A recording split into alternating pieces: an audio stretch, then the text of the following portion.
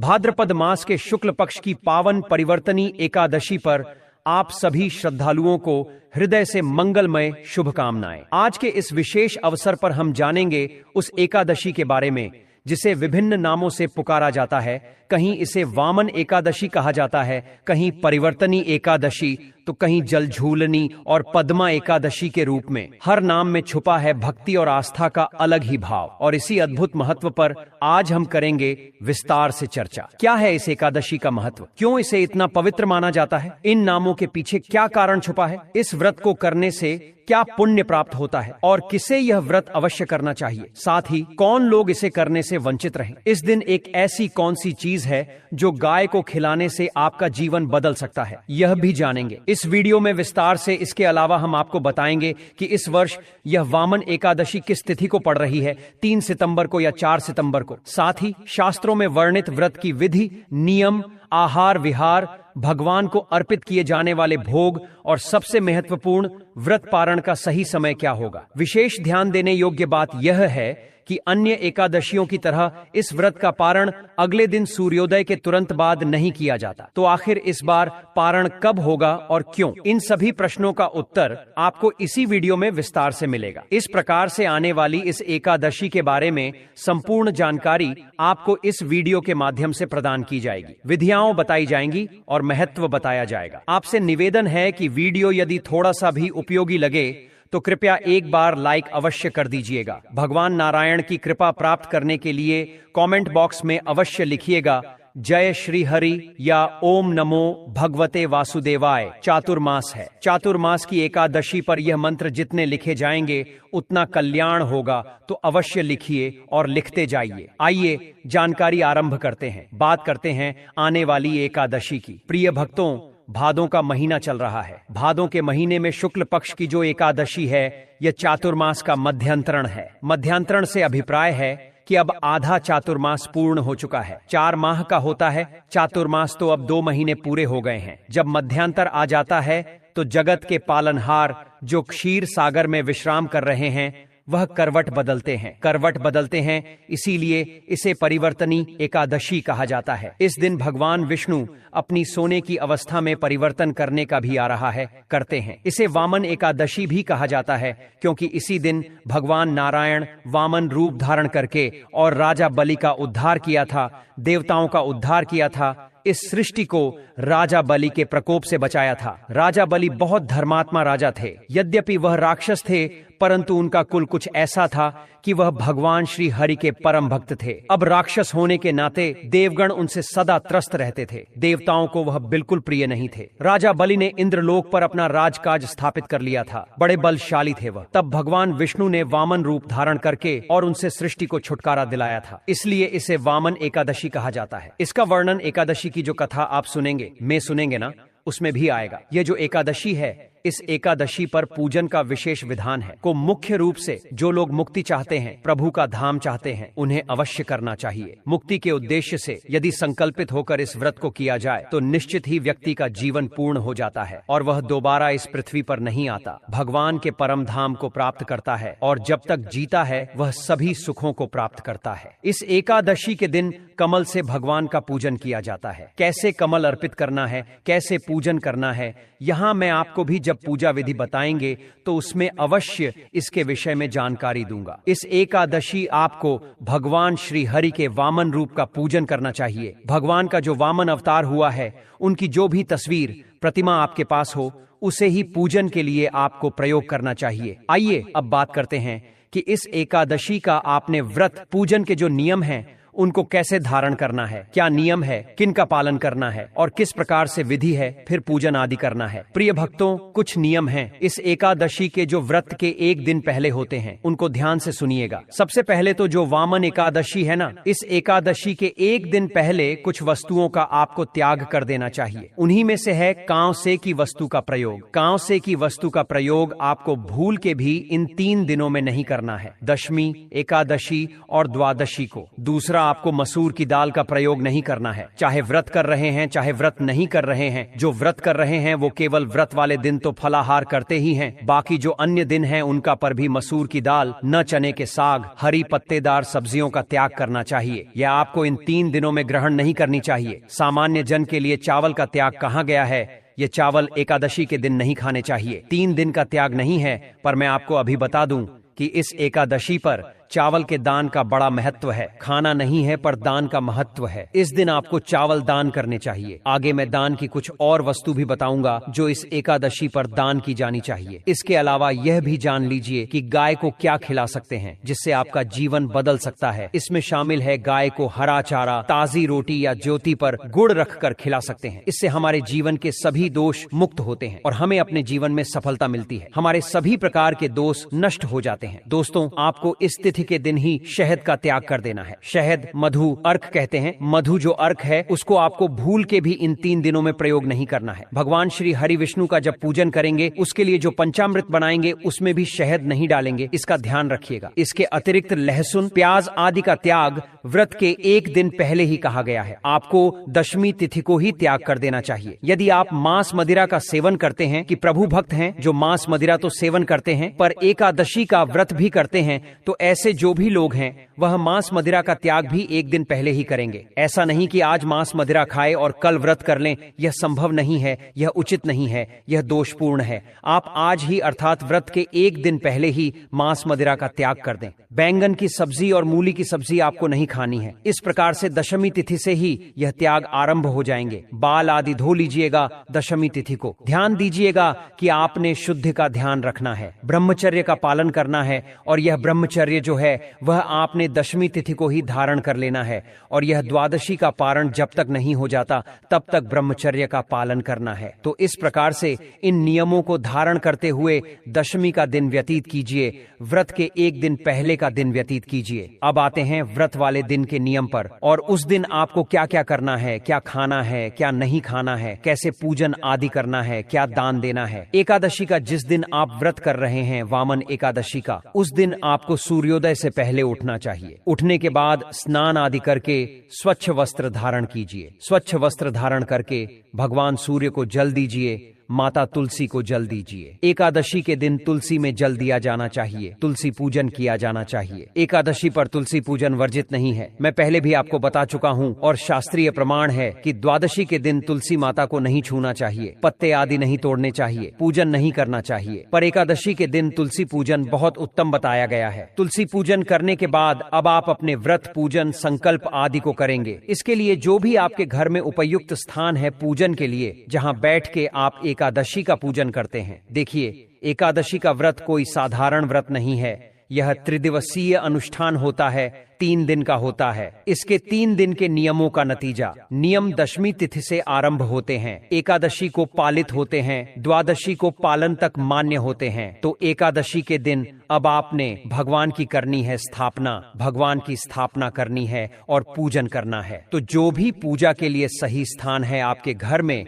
वहां पर आप उत्तर दिशा की ओर आसन लगा के और सारी सामग्री एकत्र करके बैठ जाइए। अब बात आती है सामग्री क्या चाहिए आपको। सामग्री के रूप में भगवान के वामन रूप की कोई तस्वीर या प्रतिमा आपके पास है, वह लीजिए जिसका आप करेंगे। इसके अतिरिक्त उनको स्थापित करने के लिए चौकी आदि नहीं सकते, आपके पास होगी, चौकी लीजिए। चौकी पर बिछाने के लिए पीला या लाल वस्त्र ले लीजिए। रोली, मौली, पान, सुपारी, लौंग, इलायची, धूप, दीप, नैवेद्य, फूल, फूलों की माला, कमल अवश्य लीजिएगा इस एकादशी। और भगवान को कमल से अवश्य पूजित करना है। और दूर्वा, दूर्वा आपको अवश्य लेनी है। मैंने आपको पहले भी बताया है दूर्वा की आवश्यकता क्यों होती है, आगे पूजा विधि में विस्तार से फिर समझा दूंगा। होती है जो गणेश जी को अर्पित करते हैं। आप बुधवार को दूर्वा घास वह लीजिएगा, जनेऊ लीजिएगा भगवान को अर्पित करने के लिए, इत्र ले लीजिएगा। पंचामृत बनाने के लिए कच्चा दूध, दही, घी, शक्कर, शहद के स्थान पर गंगाजल प्रयोग होगा। इस प्रकार से सारी सामग्री आपने एकत्र कर लेनी है। सारी सामग्री इकट्ठी करके आसन लगा के बैठ जाइए।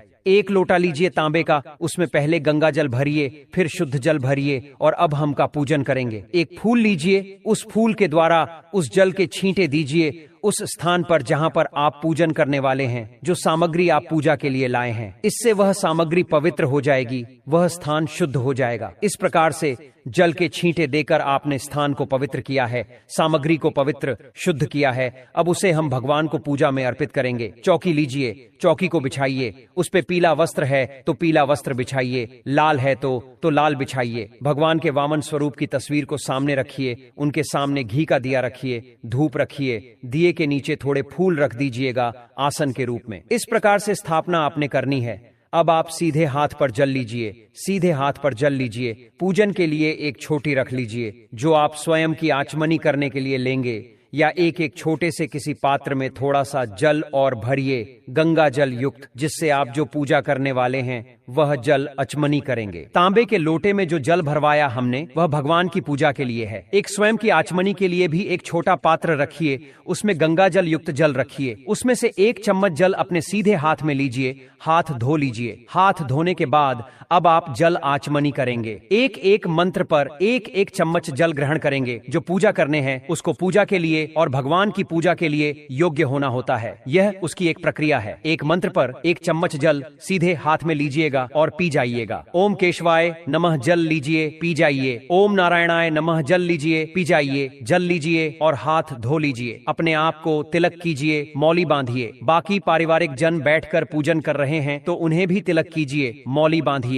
अब आप पूजन के लिए तैयार हैं। सामने रखिए, दिए को जला दीजिए, धूप को भी जला लीजिए। व्रत, पूजन, संकल्प सबसे पहले कीजिए। संकल्प करने के लिए सीधे हाथ पे जल लीजिए। 1 रुपए का सिक्का दक्षिणा के रूप में कम से कम रखिए, अधिक जो भी रखना चाहे वह रख सकते हैं। 3 बार बोलिए ओम श्री विष्णु, ओम श्री विष्णु, ओम श्री विष्णु। अपना नाम, अपना गोत्र, जिस स्थान पर बैठकर संकल्प कर रहे हैं वहां का मकान नंबर, क्षेत्र का नाम, शहर का नाम, आयु, आरोग्य प्राप्ति। भगवान श्री हरि विष्णु एकादशी, परिवर्तनी एकादशी व्रत। श्री विष्णु और वह संकल्प भगवान के चरणों में अर्पित कर दीजिए। भगवान को संकल्प अर्पित कर दीजिए। संकल्प अर्पित करने के बाद अब आप पूजन आरंभ करेंगे। सबसे पहले को आप आसन प्रदान करेंगे। आसन के रूप में पुष्प अर्पित कीजिएगा। 5 फूल अपने हाथ में ले लीजिए और वह भगवान को आसन के रूप में निवेदित कीजिए कि हे परमेश्वर, यह पुष्प हम आपको आसन के रूप में अर्पित कर रहे हैं, आप इसे ग्रहण करें और यहाँ विराजमान है। मानो इस प्रकार से निवेदन करते हुए वह पुष्प भगवान को अर्पित कर दीजिए। आसन देने के बाद भगवान को पद्य, अर्घ्य, आचमनी कराया जाता है। एक कटोरी रखिए भगवान के सामने, उसमें आप पूजा की सारी सामग्री अर्पित कीजिए। 1-1 चम्मच जल अब आप 1-1 मंत्र पर भगवान को अर्पित करेंगे। इसे कहा जाता है हाथ धुलाना और जल पिलाना। एकादशी व्रत पूजन अंतर्गत श्री हरि विष्णु वामन स्वरूप पद प्रक्षालन कीजिए। पद प्रक्षालन के लिए 1 चम्मच जल लीजिए और भगवान को अर्पित कर दीजिए। पद करके अब भगवान को अर्घ्य अर्पित करेंगे। अर्घ्य के रूप में 1 चम्मच जल अर्पित कीजिएगा। अर्घ्य के रूप में भगवान को 1 चम्मच जल अर्पित कीजिएगा। अर्घ्य कराई जाती है। भगवान को तो के लिए 1 चम्मच जल अर्पित कीजिएगा। गुरु जल आचमनी आइए, 1 चम्मच जल लीजिए और भगवान को अर्पित कर दीजिए। भगवान को स्नान कराया जाता है। स्नान के लिए जल अर्पित कीजिएगा। स्नान कराइए, स्नान कराइए। तो भाव यह रखिए कि आप भगवान को खूब सारे जल से स्नान करा रहे हैं। प्रेम से स्नान के लिए जल अर्पित कीजिए। 1 चम्मच जल अर्पित कीजिए। स्नान कराने के बाद भगवान को पंचामृत से स्नान कराया जाता है। पंचामृत अर्पित किया जाता है तो पंचामृत बनाएं, कच्चा दूध, दही, घी, शक्कर और गंगा जल से, और वह फूल पर लगा लीजिए। जो लोग तस्वीर पर पूजन कर रहे हैं वह फूल पर लगा लीजिए, और जो लोग प्रतिमा पर पूजन कर रहे हैं वह प्रतिमा को चढ़ाइएगा। अच्छे से अभिषेक कराइएगा पंचामृत से। पंचामृत समर्पित कीजिए भगवान को। पंचामृत से स्नान कराने के बाद शुद्धियों तक स्नान कराया जाता है तो शुद्ध जल से स्नान कराइएगा। 1 चम्मच जल लीजिएगा और अर्पित कीजिएगा भगवान को। स्नान करा के भगवान को वस्त्र अर्पित करेंगे। वस्त्र के लिए एक मौली का टुकड़ा लीजिए और वह भगवान को अर्पित कर दीजिएगा। वस्त्र के रूप में आप यज्ञोपवीत अर्पित करेंगे। क्या जनेऊ होती है तो जनेऊ लीजिएगा और वह जनेऊ भगवान को अर्पित कीजिएगा। जनेऊ को अर्पित करने से पहले उसे रोली, कुमकुम आदि से तिलक कर लीजिएगा। यज्ञोपवीत अर्पित कीजिए। प्रेम से भगवान को यज्ञोपवीत अर्पित कीजिए। मैंने आपको बताया से तिलक कर लीजिए और उसके बाद भगवान को अर्पित कर दीजिए। के बाद भगवान को इत्र लगाइए। इत्र को फूल पर लगा लीजिए और वह भगवान को अर्पित कीजिएगा। प्रेम से भगवान को इत्र अर्पित कीजिए। इत्र अर्पित करने के बाद भगवान को तिलक किया किया जाएगा, आदि से तिलक कीजिएगा।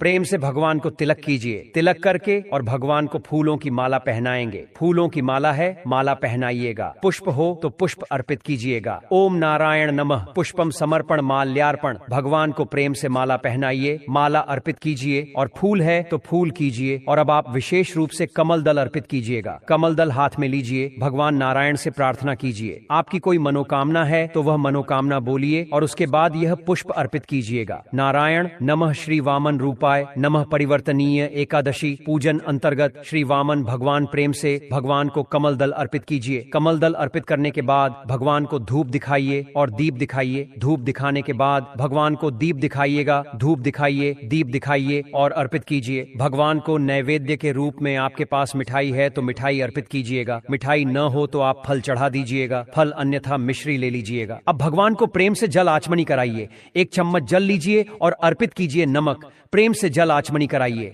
जल आचमनी कराने के बाद आपको दूर्वा, जो हमने आपको बताई थी कि दूर्वा आपको अर्पित करनी है, दूर्वा लीजिए और भगवान को अर्पित मत। दूर्वा जो है ना, देखिए यूं तो चातुर्मास का नियम होता है। यह चातुर्मास में जो कोई भक्त नारायण के निमित्त पूरे 4 महीने दूर्वा ग्रास अर्पित करता है, नारायण की कृपा से वह मनुष्य सभी सुख संपत्ति ऐश्वर्य आदि को भोग कर अंत में भगवान के धाम को जाता है, धन आदि से संपन्न रहता है। यह बड़ा उत्तम उपाय था जो आपको किसी भी चातुर्मास में करना चाहिए। अब इस बार तो आधा चातुर्मास निकल गया है। अब क्योंकि जिन्होंने धारण नहीं किया है उनको एकादशी पर करना बड़ा कल्याणकारी है, इसीलिए मैं आपको एकादशी पर विशेष रूप से कहता हूँ। तो आप दूर्वा जल हाथ में लीजिए, अर्पित कीजिए। और तांबूल क्या होता है?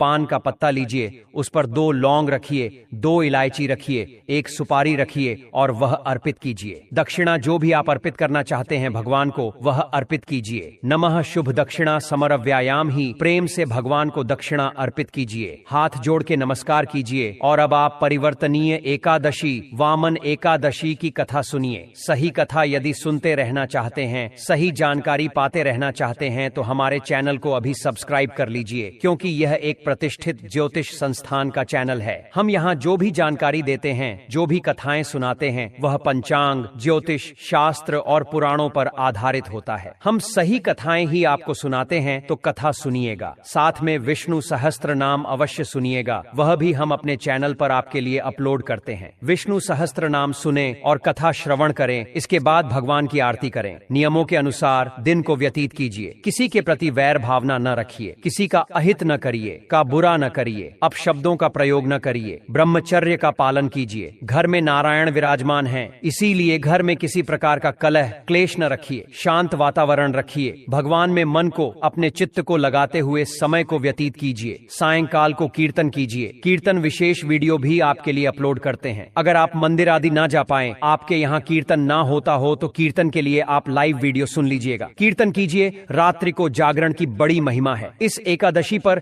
इसका वर्णन आप जब कथा सुनेंगे सही, तो उस कथा में भी आप सुन पाएंगे। बहुत सारी जानकारियां हैं जो इस कथा के अंदर है, इसलिए आप ध्यान से कथा सुनिएगा, सही कथा सुनिएगा। एकादशी के व्रत में आपको अन्न ग्रहण नहीं करना है। आपको इस एकादशी के व्रत में नमक और मिर्च का पूर्ण रूप से परहेज है। कुछ प्रांतों में काली मिर्च और जो सेंधा नमक आता है, व्रत वाला वह नमक खा लिया जाता है, तो आपके यहाँ चलता है, आप खा सकते हैं उसको। परंतु जो साधारण नमक है, वह नमक, सामान्य नमक और जो लाल मिर्च है, उसका प्रयोग पूर्ण रूप से वर्जित है। अन्न का प्रयोग पूर्ण रूप से वर्जित है। फलाहार ही करना चाहिए। प्रयास करके फलाहार करके ही करें। कुछ लोग निर्जला रहते हैं इस एकादशी को, यह आपके शारीरिक क्षमता पर है। अगर आप शारीरिक रूप से सक्षम हैं तो आप निर्जल रह सकते हैं, अन्यथा आप जल पीते हुए भी इस एकादशी का व्रत कर सकते हैं। सायंकाल को फलाहार कीजिए और अगले दिन इसका पारण होगा। पारण का ध्यान दीजिएगा। इस बार की पारण जो है वह सुबह सुबह नहीं होगा, क्योंकि इस बार एकादशी देर से समाप्त हो रही है। अब बात कर लेते हैं कि एकादशी का व्रत कब करना है। आइए बात करते हैं कि एकादशी का व्रत पूजन आपने कब करना है और पारण कब करना है। तो यह जो एकादशी है, एकादशी तिथि की शुरुआत हो रही है 3 सितंबर को सुबह 3:53 पर और यह समाप्त होगी 4 सितंबर को सुबह 4:21 पर। ऐसे में सूर्य के मुख से एकादशी रहेगी 3 सितंबर को और द्वादशी वेधा भी हो जाएगी यह, क्योंकि व्रत पूर्ण होने से पहले द्वादशी तो आ ही जानी है। दूसरा, इस दिन दशमी का जो दोष होता है ना, वह भी निकल गया होगा। यदि सूर्योदय से 1.5 घंटे पहले भी दशमी होती है तो भी इस दिन व्रत नहीं किया जाना चाहिए, परंतु जो दशमी तिथि है वह 2.5-3 घंटे पहले ही समाप्त हो गई होगी। इसलिए व्रत करना उत्तम रहेगा कि 3 को व्रत कीजिए, सर्वोत्तम व्रत है। 4 सितंबर को पारण कीजिएगा, 10 बजे के बाद का पारण का समय रहेगा। बाकी विस्तृत रूप से हम पारण के वीडियो में आपको अवश्य ही समझा देंगे। अगर पारण के शुभ मुहूर्त की बात करें तो वह रहेगा दोपहर को 1:36 से शाम को 4:07 तक। पूजन के लिए समय रहेगा सूर्योदय से लेकर और 9:30 तक उत्तम समय है। ये थी जानकारी आने वाली एकादशी के विषय में। जानकारी थोड़ी भी अच्छी लगी हो लाइक अवश्य कीजिएगा, कमेंट बॉक्स में लिखिएगा जय श्री हरि। कुछ पूछना चाहते हैं तो कमेंट के माध्यम से पूछ सकते हैं। धन्यवाद।